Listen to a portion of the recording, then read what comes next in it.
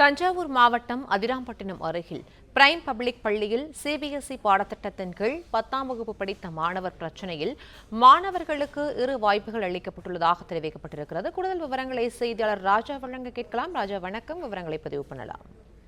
வணக்கம். அதாவது நாளை 10ஆம் வகுப்பு சிபிஎஸ்இ 10ஆம் வகுப்பு பொதுத் தேர்வு துவங்குகிறது.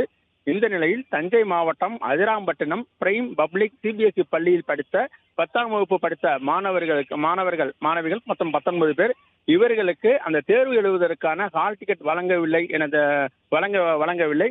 இது குறித்து பெற்றோர்கள் பள்ளி நிர்வாகத்திடம் தொடர்பு கொண்டு கேட்ட பொழுது அந்த சிபிஎஸ்இக்கான பாடத்திட்டத்திற்கான அனுமதி அவர்கள் பெறாமல் மாணவர்கள் சேர்க்கை நடத்தி பாடம் எடுத்துள்ளனர்.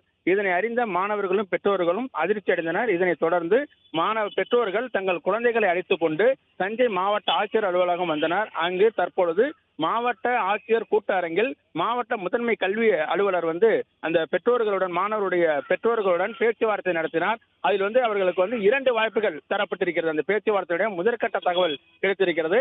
அதில் 2 வாய்ப்புகள் தரப்பட்டுள்ளதாக சொல்லப்படுகிறது.